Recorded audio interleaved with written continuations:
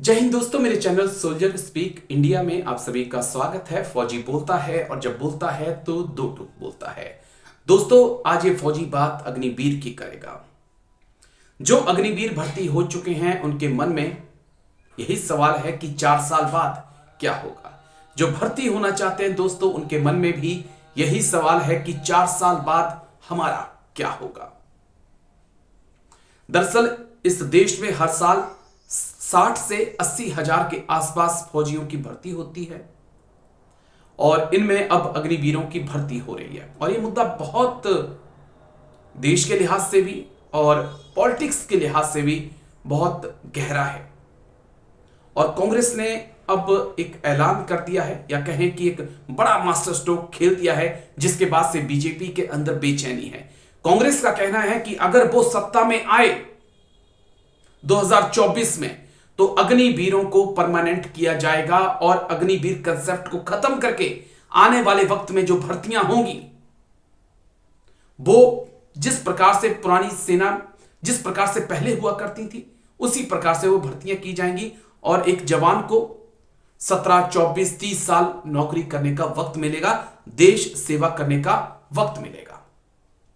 कांग्रेस के इस master stroke ने प्रधानमंत्री मोदी, बीजेपी अध्यक्ष जेपी नड्डा और रक्षा मंत्री राजनाथ सिंह की टेंशन बढ़ा दी है, क्योंकि हर साल 60 से 80 हजार जो अग्निवीरों की भर्ती होती है उनको और उनके परिवारों को अगर आप जोड़ लेंगे और बेसिकली जो लोग 4 साल की नौकरी के बाद एक कम उम्र में रिटायर हो जाएंगे, उनके भविष्य का कुछ पता नहीं, उनको पेंशन भी नहीं मिलेगी, उनको ग्रेच्युटी जो 11 लाख रुपए की दी जा रही है उसका भी जो आधा पैसा है उनकी तनख्वाह से कट रहा है।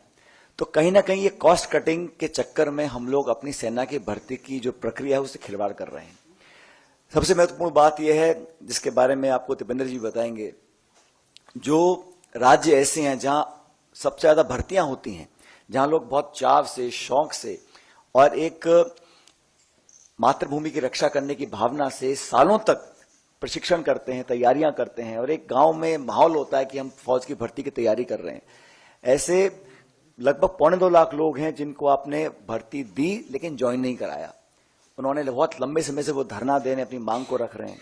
हम लोग कहना चाहते हैं कि अगर ये भारत सरकार G20 पे 4100 करोड़ रुपए खर्च कर सकती है, प्रधानमंत्री के हवाई जहाज के लिए 8400 करोड़ खर्च कर सकती है, सेंट्रल विस्तार प्रोजेक्ट के लिए 20,000 करोड़ खर्च कर सकती है और इस वर्ष सरकारी इश्तिहारों के लिए 6,500 करोड़ खर्च कर सकते हैं, तो मैं मानता हूं कि हम लोग सिर्फ पैसा बचाने के लिए अपनी भर्ती की पूरी प्रक्रिया से खिलवाड़ करें।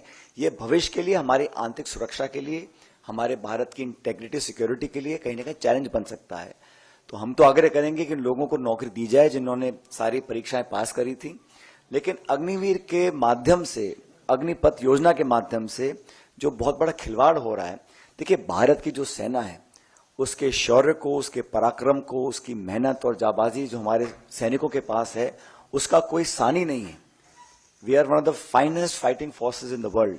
Our armies and our defence forces are second to none, but their valour, their strength and their dedication to the nation should be regarded and respected for future generations.